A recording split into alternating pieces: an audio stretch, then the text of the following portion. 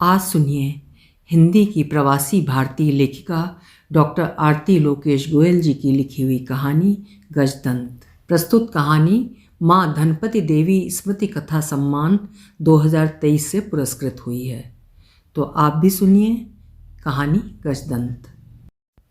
घर आते ही गौतमी ने अपने चेहरे से थकान उतारकर अपनी वर्दी के साथ ही अलगनी पर टांग दी।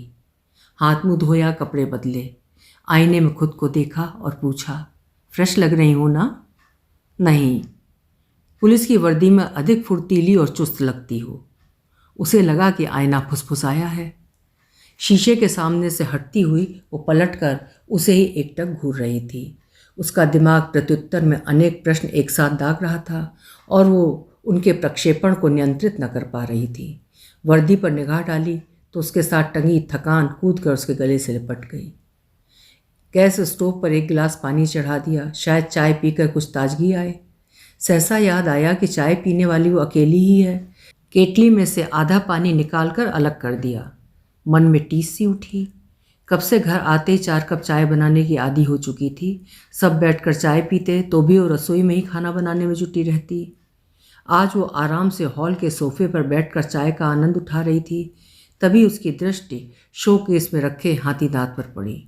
ससुर गणपति शास्त्री वन विभाग में संरक्षण अधिकारी थे। ये उन्होंने गौतमी को भेंट स्वरूप दिया था उसके विवाह पर। ये बहुत कीमती है और मजबूत भी। इसकी मजबूती तभी तक है जब तक ये ज़मीन पर न गिरे। गिरकर जो ये टूट जाए तो इसका भ्रम भी टूट जाता है, सारी खूबियाँ भी खत्म हो जाती हैं। इसकी संभाल अब तुम्हारे हाथ में है। उसने वो गजदंत अपने हाथ में ले लिया। ये बहुत ही सुंदर चांदी में मढ़ा हुआ हाथी दांत था। उस पर मोहित होने के बाद भी उसके मस्तिष्क में बीसियों जिज्ञासाएं दौड़ पड़ीं। क्या इस दांत के लिए हाथी को मारा गया होगा? अगर ऐसा है तो एक वन संरक्षण अधिकारी के पास ये दांत क्या संकेत दे रहा है? क्या पशु चर्म व अन्य पशु उत्पाद की तस्करी में मिलीभगत होती है? या ये अधिकारीगण भी दो तरह के दांत रखते हैं, खाने के और दिखाने के और? नई दुल्हन के लिए इन सवालों पर घूंघट डाल देना ही इनका एकमात्र उत्तर था। उसने वैसा ही किया था। इस प्रश्न सूची को अपने सैंडल के नीचे ऐसे ही मसल दिया जैसे जलती सिगरेट का ठुड्डा कुचला जाता है। अपरिचित वातावरण में छोटी सी चिंगारी ही दावानल का रूप ले लेती है। आज अचानक वे सारे सवाल बरगद पर लटके भूत से बार बार उसके सामने हिल डुल रहे थे। हत्या कर दबाई हुई किसी लाश के बाहर निकल आने पर जो हबड़ा तबड़ी पुलिस महकमे में मचती है, आज वही उसके जहन में मची हुई थी। गजदंत में अटके उसके ध्यान को फ़ोन की घंटी ने खींच निकाला। उसने फ़ोन उठाया। कार्तिक की आवाज़ सुनकर चौंकी। गौतू, हमें घर खाली करने का नोटिस आया है। 1 सप्ताह में पुलिस क्वार्टर खाली करने को कहा है। तुम घर आ जाओ गौती। वो गिड़गिड़ा रहा था। घर तो खाली करना ही पड़ेगा। मुझे यहाँ पुलिस कॉलोनी में घर मिलने वाला है। मेरे नाम पर 2 घर एक साथ अलॉट नहीं रह सकते, गौतमी ने दृढ़ता से कहा। हम एक बार फिर से। कार्तिक का वाक्य पूरा होने से पहले गौतमी ने रिसीवर रख दिया। मधुमक्खी के छत्ते से निकल कर वो फिर उस मकड़जाल में नहीं फंस सकती थी। उसने रेडियो चला दिया और देवानंद के गाने सुनने लगी। चाय की भाप चेहरे को सुर्ख कर रही थी, पर उसकी चेतना कहीं स्याह अतीत में भ्रमण पर थी। पुतलियाँ वर्तमान में स्थिर हो विगत को पटल पर अनचाहे ही रखे जा रही थीं। वे खौलती बातें एकाएक उसके चेहरे को छूने लगीं और वो अनमनी हो उठी। उस दिन वो बहुत थकी हुई किंतु उत्तेजित सी लौटी थी। ठंड का मौसम था। सब चाय पीने के लिए उसकी बाट जोह रहे थे। उसने चाय का पानी गैस पर रखा और बताने लगी कि कैसे आज उसने एक भयावह केस को संभाला। इस घटना में बहुत अस्पष्टता थी, फिर भी उसने घटना को अंजाम देने वाले का पता चुटकियों में लगा लिया। बहुत बीभत्स दृश्य था। जब वो वारदात वाली जगह पहुंची तो पीड़िता निर्वस्त्र व बेहोश पड़ी थी। उसने तुरंत अपनी जैकेट उतारकर पीड़िता पर डाली, जीप से चादर मंगवाई और नग्न स्त्री को ढका, फिर अस्पताल पहुंचाया। संदेह था कि उसका सामूहिक बलात्कार हुआ है। अस्पताल के डॉक्टरों ने भी इसी की पुष्टि की। इसकी चार्जशीट भी उसने ही बनाई और अपने वरिष्ठ को दिखाई तो वे उसके काम से बहुत खुश हुए। इतना बताकर वो चाय छानने लगी तो 6 आंखें उसे ही घूर रही थीं। गौतमी को लगा कि उसने कोई अपराध किया है। चाय जाने क्यों बेस्वादी हो गई थी। तुम्हारे साथ सारी स्त्री कर्मी ही थी? कार्तिक ने सहसा पूछा तो गौतमी की आंखें अचरज से भर गईं। क्यों, ऐसा कभी होता है क्या? कोई थाना ऐसा नहीं होता जिसमें केवल स्त्रियां हवलदार हों। लेकिन दूसरे थाने से बुलाई तो जा सकती हैं जब ऐसी घटना की खबर मिले तो। कार्तिक गौतमी को रोज से देखता रहा। लेकिन क्यों, कहना क्या चाहते हो? मतलब क्या है तुम्हारा? गौतमी भड़क उठी थी। मतलब तुम्हें भी पता है गौतमी, एक औरत तुम्हारे सामने नंगी पड़ी है, तुम उसे देख रही हो और तुम्हारे चारों तरफ अफसर से लेकर हवलदार तक सब मर्द ही मर्द हैं। कार्तिक ने जैसे आग उगली। तो गौतमी के दिल ने दिमाग को काबू करने के लिए जोरों से धड़कना शुरू कर दिया था ताकि उसके शोर में दिमाग की चीत्कार दब जाए। तुम क्या बच्ची हो, दूध पीती? ये बात मैं तुम्हें समझाऊंगा। तुम्हें इतनी अकल नहीं है कि तुम्हारे लिए क्या सही है क्या गलत है? कार्तिक बिफर उठा। तुम्हारा दिमाग तो ठिकाने पर है कार्तिक। तुम कहना क्या चाहते हो कि उस नंगी स्त्री, और वो भी लाश, उसे देखकर सभी मर्दों की लाट टपकने लगेगी और मेरे सामने वो उस पर टूट पड़ेंगे? उस पर टूटे या किसी और पर, मेरी बला से तुम्हें कम से कम ऐसे स्थान से हट जाना चाहिए था, दूर हो जाना चाहिए था इस केस से। तुम्हें पर जो विशेष दबाव दिया गया था इस उक्ति में, उससे गौतमी तिलमिला उठी। तुम क्या दकियानूसी बातें कर रहे हो कार्तिक? मैं अपने काम पर से ही हट जाऊं? क्या चाहते हो, नौकरी करूं कि न करूं? गौतमी का आवेश चरम पर था। उसे समझ नहीं आ रहा था कि कैसे वो कार्तिक को समझाए कि ये नज़ाकत दिखाकर और घूंघट निकालकर शर्माने वाली नौकरी नहीं है। इसमें ऐसी सब बातों से दो चार होना ही पड़ेगा। ये मेज कुर्सी पर बैठकर क्लर्की करने वाला काम नहीं है, फील्ड वर्क है पूरा, और ये फील्ड ऐसी ही घटनाओं, दुर्घटनाओं और विद्रूपताओं से भरी पड़ी है। उस दिन भी तुम आधी रात में फ़ोन आते ही अपने मर्द अफसरों के साथ दुर्घटना स्थल के लिए निकल गईं। कार्तिक ने शिकायतों का पिटारा खोल दिया था।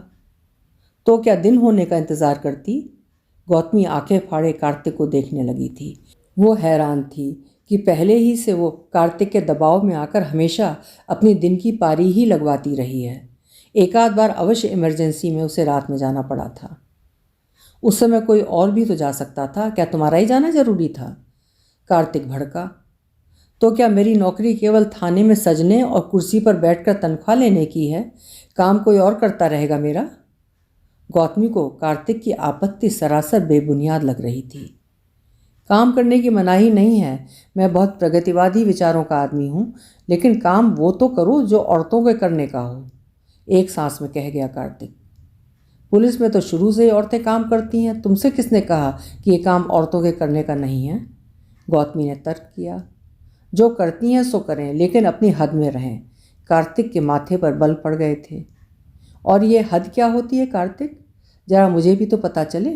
वो उबल रही थी। आदमियों के साथ इधर से उधर मारे मारे फिरने को नौकरी नहीं कहते। कोई तो तरीके का काम होता होगा पुलिस विभाग में भी, या सब औरतें ऐसे ही मर्द बनी घूमती रहती हैं?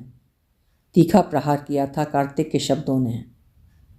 मर्द या औरत का कोई फर्क नहीं होता पुलिस में। पुलिस केवल पुलिस होती है, मर्द या औरत नहीं। गौतमी ने आवाज़ ऊंची की। यहाँ घर है, यहाँ मर्द मर्द होता है और औरत औरत होती है, और वो औरत घर में भी औरत है और घर के बाहर भी औरत है। एक बार में समझ लो कान खोलकर। कार्तिक धुनी आवाज़ में गुर्राया। यानी पुलिस की नौकरी छोड़ दूँ? ये जो तमगे मुझे मिले हैं मेरी बहादुरी पर, इन्हीं पर लट्टू होकर तुम शादी का प्रस्ताव लाए थे ना? अब क्या हुआ, चुभने लगे हैं? जब तुम्हारी खादान में फंसे मजदूरों को बाहर निकलवाया था तब तो तुम्हें यह साहस बहुत भला लगा था, अब इसी साहस का गला घोटना चाहते हो? गौतमी दहाड़ी। हाँ तो ले लिए ना तमगे, भर गया होगा ना अब मन। अब तमीज़ में आ जाओ, शादीशुदा औरतों वाले काम करो, कहकर कार्तिक कमरे में चला गया। शादीशुदा औरतों के करने का? गौतमी भी पीछे पीछे कमरे में आई। वो रोज की खिचखिच जिंदगी से परेशान आ गई थी। इस बार तर्क वितर्क को इस पार या उस पार कर देना चाहती थी। हाँ, औरतों के करने का, शरीफ औरतों का काम। कार्तिक फिर भड़बड़ाकर बोला। तुम कहना क्या चाहते हो? पुलिस में औरतें बदमाश होती हैं? वही काम करते हुए उनकी शादी हो सकती है, पर वही काम करते हुए वे शादीशुदा नहीं रह सकती। गौतमी शराफत और शादीशुदा का मतलब साफ समझ लेना चाहती थी। तुम्हें जो समझना है समझो, मुझे इस मामले में कोई जिरह नहीं करनी। मैं तुम्हें पहले भी कई बार समझा चुका हूँ। मैंने आज तो पुलिस ज्वाइन नहीं की है। तुमसे मिलने से पहले भी मैं पुलिस में थी और कई सालों से थी। तब भी यही काम सब कर रही थी। फिर अब ऐसी क्या मुसीबत आ गई मेरे उसी काम से? जो मुसीबत आई है वो तुम्हें बहुत बार बता दिया गया है। अब आगे इस बारे में कोई बहस ना हो।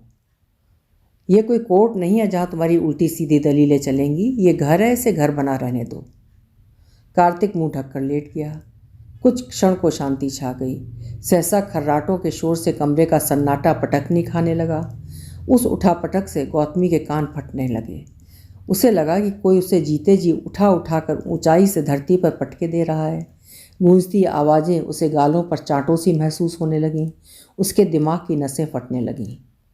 उसे वो दिन याद आया जब उसकी मुख्य हवलदार से उप निरीक्षक मतलब सब इंस्पेक्टर के पद पर पदोन्नति हुई थी। उसकी कर्मठता व परिश्रम से उसे यह पद मिला था। कुछ दिन पूर्व ही उसका विवाह हुआ था तो सास ससुर फूले नहीं समाये थे। उसे पुलिस कॉलोनी में क्वार्टर भी मिला था। सब बहुत खुश थे। किराए का मकान छोड़कर पूरा परिवार सरकारी क्वार्टर में शिफ्ट हो गया था। पिछला मकान खाली करने से पहले उसके ससुर गणपत ने सारे मोहल्ले में मिठाई बांटी थी। नए क्वार्टर में 2 कमरे, हॉल, रसोई व स्नान घर था जो उन चारों के लिए पर्याप्त था। किराए के घर में 1 बेडरूम होने से बहुत असुविधा होती थी। बस अथवा मेट्रो से पुलिस स्टेशन पहुंचने की तकलीफ से भी गौतमी बच गई थी। पुलिस वैन से वो अब अपने काम पर आ जा सकती थी। परंतु जब भी उसे बहुत काम होता तो इंस्पेक्टर श्रीनिवास उसे अपनी जीप में ले जाते और शाम को छोड़ भी जाते। जब वो घर में घुसती तो सास ससुर के मुंह बिगड़े हुए दिखाई देते। वो भय से काँप जाती और वर्दी बदल कर साड़ी पहनती और चुपचाप अपराधी की तरह घर के काम में लग जाती। वो मशीन की तरह काम करती रहती और सास ससुर उसे पैनी नज़रों से ताकते रहते। उसकी तमाम कोशिशें उनके चेहरे पर हंसी या खुशी लाने में असमर्थ रहती। उसे हर समय सिर पर एक नंगी तलवार लटकी हुई महसूस होती जो उसे भयातंकित किए रहती। एक दिन तो अति ही हो गई। जब वो घर पहुंची तो कार्तिक राशन पानी लेकर उस पर टूट पड़ा। उसके ऑफिस के पास ही एक कोठी में चोरी की घटना घटी थी जिसकी छानबीन के लिए गौतमी अपने हेड कांस्टेबल चैटर्जी के साथ वहां पहुंची थी। चैटर्जी के सेवानिवृत्त होने में कुछ माह ही शेष रह गए थे।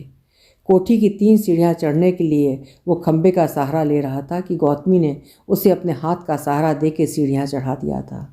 ये कार्तिक ने अपने ऑफिस की खिड़की से देखा तो आग बबूला हो गया। इस आग के छींटे गौतमी पर तेजाब बनकर पड़े। उसका पूरा वजूद ही जलते धुएं में बिखरता उसे लगने लगा था। अब ये शिकायतें रोज का क्रम बन गई थीं। एक दिन ससुर ने आरोप लगाया कि उन्होंने उसे किसी के साथ होटल में जाते देखा है। गौतमी ने लाख समझाया कि होटल में एक अपराधी के रुके होने की खबर पुलिस स्टेशन में खबरियों द्वारा भेजी गई थी, अतः वो अपनी पूरी बटालियन को साथ लेकर गई थी। किंतु वे सब साधारण वेश में थे ताकि अपराधी पुलिस को देखकर भाग ही न जाए। होटल के मैनेजर से पूछताछ के लिए वो सादी वेशभूषा में इंस्पेक्टर श्रीनिवास के साथ अंदर गई थी और बाकी सब अपनी पोजीशन पर तैनात थे। लेकिन उसकी एक न सुनी गई। अपनी बेगुनाही का उसके पास कोई सबूत नहीं था जो वो पेश कर सके। खबरी द्वारा मिली खबर भी गलत साबित हुई थी। गौतमी के अंदर अंतर्द्वंद मच गया था। कई बार जी में आया कि कह दे, तुम वर्दी पहनकर उन्हीं के भक्षक बनते हो जिनकी रक्षा का दायित्व तो तुम पर है। तुम जैसे भेड़ की खाल में छिपे भेड़ियों से समाज को बचाने के लिए हमें अपनी खाल बदलनी पड़ती है। ये तुम जैसे नमक हराम क्या जाने। कभी उसका मन कहता कि इंस्पेक्टर श्रीनिवास से गवाही दिलवा दे और अपने मुकदमे की जीत निश्चित कर ले, किंतु जीत से जहन अधिक विवेकशील होता है, ये वो जानती थी। घर में मान सम्मान फिर भी ना मिलेगा बल्कि थाने से भी चला जाएगा। उसके जी ने भी जहन का साथ दिया और कहा कि काम में जी लगा और इन बातों को जी से निकाल दे। गौतमी का मन बुझ गया था। काम में ध्यान लगाने की कोशिश करती तो घर में होने वाली घटनाएं उसके पैरों में बेड़ियां और हाथों में हथकड़ी डाल देती। काम का समय समाप्त होता तो घर जाने को उसके पैर न उठते थे। जाने कौन सा कोहराम उसके स्वागत में बंधनवार बन दरवाजे पर लटका होगा। सोचकर वो भयभीत हो उठती थी। इधर काम में आसान सा दिखने वाला केस भी उसे उलझा जाता और वो चक्करगिन्नी सी घूम जाती। कार्तिक से मन के साथ ही तन की दूरियां भी बढ़ने लगी थीं। हर रात वासना के नशे में धुत रहने वाला कार्तिक अब उसे हाथ भी न लगाता था। पहले वो उसके तन के बोझ से दबी रहती थी, तो अब उसकी अनासक्ति के आक्रामक बोझ से। उसका घर पर होना या काम पर होना, अस्तित्व का हर कतरा वातावरण को तरकश बनाए रहता था। जितनी देर वो घर में रहती, युद्ध का बिगुल बजता रहता या मरघट की मुर्दनी छाई रहती। उसके समस्त विचार, अकुलाहट, उसकी अंतरात्मा एक मौन धारण किए रहते थे। एक दिन ऐसी ही जिंदा पुतले सी मनस्थित में वो थाने पहुंची। एक संदिग्ध अभियुक्त किसी हवलदार के धमकाए से मुंह न खोल रहा था। हवलदार ने जब उसे ये बताया तो उसके बदन में आग सी दौड़ गई। एक बिजली की फुर्ती से उठी और संदिग्ध की जमकर धुनाई की। लात, घूंसे, मुक्के जैसे बने वैसे दिए। संदिग्ध व्यक्ति के शरीर पर बहुत चोटें आईं और दर्द से कराहने लगा। उसके शरीर पर जगह जगह से खून रिसने लगा, पर फिर भी वो उस पर प्रहार करती रही। ये देख श्रीनिवास दौड़े आए और संदिग्ध को गौतमी से छुड़ाकर अलग किया। श्रीनिवास पुलिस उपाधीक्षक हो चुके थे। गौतमी की दशा वो बहुत दिनों से देख निरख परख रहे थे। अब तक तो उन्हें संदेह ही था, पर अब वे यकीन कर चुके थे कि हो ना हो वो किसी मानसिक यंत्रणा से गुजर रही है, जिसके बारे में ना वो कह पा रही है ना सह पा रही है। आज उसके अंदर एकत्र हुआ ज्वार लावा बनकर फूट पड़ा है। ये संदिग्ध उस ज्वाला की चपेट में आ गया है। गौतमी की अतिक्रिया से संदिग्ध आतंकित हो उठा और उसने मुंह खोला और तोते की तरह सब उगल दिया। जैसा कि श्रीनिवास को आशा थी कि इससे गौतमी के मुरझाए चेहरे पर कुछ चमक आएगी, ऐसा कुछ भी नहीं हुआ। गौतमी बदहवास से अपने केबिन में गुमसुम बैठी रही। संदिग्ध की दी जानकारी के अनुसार पुलिस को एक फैक्ट्री में छापा मारने जाना था।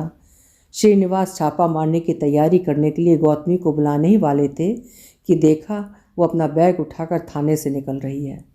श्रीनिवास पीछे दौड़े, पर उसे रोकने का साहस नहीं कर पाए। गौतमी घर पहुंची तो उसके कपड़ों पर खून के धब्बे थे। घर वालों ने उसको अजनबी आंखों से निहारा। ससुर टीवी देखते रहे और सास पत्रिका पढ़ती रहीं। वो ठीक से चल भी नहीं पा रही थी। चोट देने में वो स्वयं भी तो आहत हुई थी। उसकी अपनी कलाइयों पर कई घाव थे और उंगलियों के जोड़ों पर नील पड़ गए थे। कार्तिक ने भी उसे देखा। कुछ पल वो अपलक देखता रहा, फिर सिर नीचे किए अपने लैपटॉप पर काम करने लगा। पहले से दरार खाई गौतमी की काया और हस्ती चकनाचूर होकर बिखर गई। उसे लगा जैसे सजा हुआ रखा वो गजदंत उसकी गर्दन में गड़ गया है और वो दर्द से छटपटा रही है। उससे खड़ा न रहा गया। एक क्षण की भी देरी किए बिना वो अंदर गई। उसने अपनी वर्दी धुलने के लिए डाली, अपने जख्मों पर मरहम पट्टी की। आज साड़ी पहनना और सिर पर पल्लू रखना उसके लिए मुश्किल हो रहा था। उसने गाउन पहना और रसोई में जाकर अपने लिए हल्दी वाला दूध बनाया और अपने कमरे में चली गई। उसे उम्मीद थी कि कार्तिक खाना बनाने के लिए उससे कहने आएगा और अवश्य ही उससे उसके ज़ख्मों का हाल पूछेगा। वो पलंग पर लेटी हुई दरवाजे पर कान लगाए रही। हाल में बैठे अन्य लोगों ने बाजार से पिज़्ज़ा मंगवाया और खा लिया। गौतमी गुस्से से बिलबिलाती रही और जाने कब उसकी कागज़ के टुकड़ों सी फटी हुई पलक चिपक गई, उसे पता न चला। आज वो थाने पहुंची तो श्रीनिवास से आंख मिलाने की उसकी हिम्मत न थी। वो सहमे हुए कदमों से अपने केबिन की ओर बढ़ने लगी तो श्रीनिवास ने उसे टोका और तुरंत फैक्ट्री पर छापा मारने का आदेश दिया। वो इस आदेश को सुन हतप्रभ थी, फिर भी उसने सैल्यूट मारकर आज्ञा पालन का संकेत किया। उसे आशा थी कि दूसरे सब इंस्पेक्टर के साथ छापा मारा जा चुका होगा। श्रीनिवास ने उसे एक मीठी डांट पिलाई और काम पर ध्यान देने की नसीहत दी। श्रीनिवास उसके चेहरे पर आते जाते भावों की किताब मौन होकर पढ़ते रहे। आधे अधूरे मन से वो फैक्ट्री की ओर निकल गई। अपराधी के सतर्क होने या फरार हो जाने की आकांक्षाओं से भरी वो फैक्ट्री पहुंच गई। आज वो बहुत दिनों के बाद फील्ड वर्क पर निकली थी। फैक्ट्री को चारों तरफ से घेर लेने की हिदायत अपने सहयोगी समूह को दे वो चुपके चुपके अंदर कदम बढ़ाने लगी। उसने बंदूक तान रखी थी। आज सहसा उसे अपनी ताकत का एहसास हो चला था। उसने जाना कि वो कमज़ोर नहीं हो सकती है। वो तो शक्ति स्वरूपा देवी की भक्त है। उसका काम असामाजिक तत्वों का नाश कर दुनिया में शांति स्थापित करना है। उसके भीतर का शोर केवल उसकी शक्ति परीक्षा भर है। आज वो इस अपराधी पर काबू करके ही रहेगी। उसे किसी हाल में न छोड़ेगी। पिस्तौल पर उसकी उंगलियां कुछ और मजबूती से कस गईं। नज़रों से सभी दीवारों को भेदती वो फूंक फूंक कर कदम बढ़ा रही थी कि तभी सामने वाली इमारत से गोलियों की बौछार होने लगी। उसने तुरंत पलटकर गोलियों की दिशा में फायर करना शुरू किया। उसकी पलटन ने भी उसी दिशा में तड़ातड़ फायरिंग की। इतने में फैक्ट्री के अंदर से एक ट्रक बहुत तेज गति से बाहर निकला। अगर गौतमी स्पीड से आते ट्रक की आवाज़ से सावधान ना होती तो जाने क्या हो जाता। उसने तुरंत अपनी टीम को उसका पीछा करने का इशारा किया। वो कूदकर जीप की ड्राइविंग सीट पर बैठी और ट्रक का पीछा करने लगी। ट्रक पतली पगडंडियों से होता हुआ जंगल में प्रवेश कर गया। गौतमी की आंखें ट्रक पर जमी थीं और हाथ स्टीयरिंग व्हील पर। फिर भी जब जीप कई बार लहक गई तो हवलदार ने देखा कि गौतमी के कंधे से खून की धार बह रही है। उसने गौतमी को पीछे बैठकर हुक्म देने का आग्रह किया और स्वयं गाड़ी चलाने को कहा। गौतमी ना मानी। उसने तेज गति से जीप चलाते हुए ट्रक के आगे लगा दी। दूसरी ओर से आकर श्रीनिवास ने भी अपनी जीप ट्रक के ड्राइवर की खिड़की के साथ लगा दी। ड्राइवर जैसे ही खिड़की से कूदा, गौतमी ने उसे लपक कर गर्दन से पकड़ लिया और फुर्ती से उसके हाथ बांध दिए। हवलदार ने ड्राइवर को जीप में लादा और स्वयं गाड़ी चलाई। गौतमी को सहारा देकर श्रीनिवास ने अपनी जीप में बैठाया और अस्पताल की दिशा पकड़ी। जंगल में कई हाथी घूम रहे थे। बड़े बड़े पंखे जैसे कानों को हिलाते हुए मदमस्त चाल में चल रहे थे। वो झपकती आंखों से उनके दांत देखती रही। अधिकतर के दांत टूटे हुए दिखे। वन संरक्षण कार्यकर्ता उन्हें गन्ना परोस रहे थे। हाथी गन्ने को अपने मुख में दबाते, कभी कुछ हिस्सा अंदर चबाते, कभी बाहर निकालते हुए उसका रस चूस रहे थे। गौतमी को लगा कि धीरे धीरे उसके शरीर का रस भी कोई चूसता जा रहा है। वो मशीन में पिले गन्ने जैसी हो रही है। उसका सारा सत्व खींचा जा चुका है। शरीर अकड़ रहा है और वो बेजान होती जा रही है। सजीव से निर्जीव बनती जा रही है। 2 दिन बाद गौतमी को होश आया। सारी स्थिति याद आने में उसे कुछ क्षण लगे।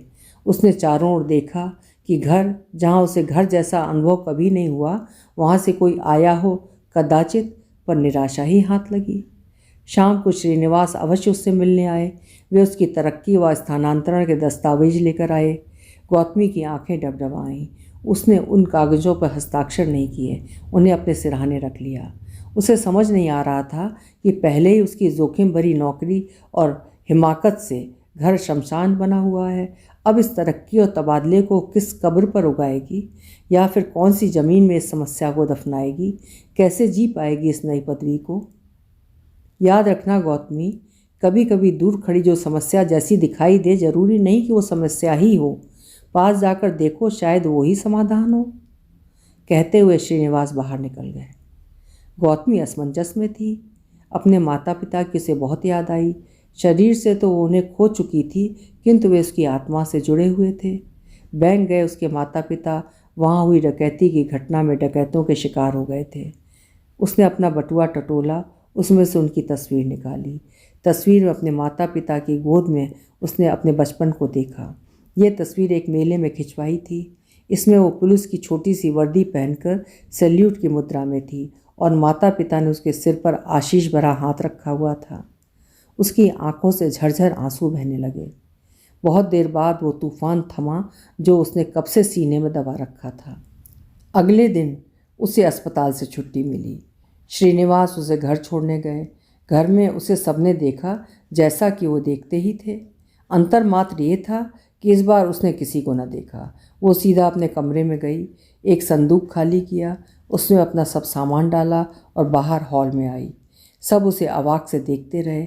वो सीना तान कर पलटी और शोकेस में से वो गजदंत भी उठा लिया जो उसे उसके ससुर ने पुरस्कार के तौर पर दिया था। उनकी आंखें आश्चर्य से चौड़ी हो गईं। वह मुंह खुला का खुला रह गया। वो कोलासार चली आई थी।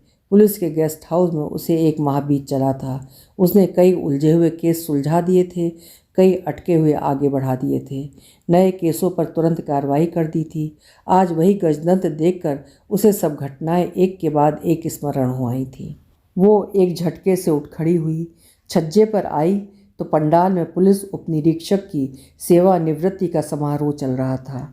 वो नई ऊर्जा से भर उठी। उसने नए पुलिस अधीक्षक को फ़ोन लगाया। सर, मुझे किस क्वार्टर में शिफ्ट होना है, कृपया बताएं। 1 सप्ताह में पुराना क्वार्टर खाली हो जाएगा। अभी आप सुन रहे थे डॉक्टर आरती लोकेश जी की लिखी हुई कहानी गजदंत, एक स्त्री की मजबूती से उठ खड़े होने की कहानी। आशा है आपको भी पसंद आई होगी। कल फिर मिलेंगे। आपका समय शुभ हो।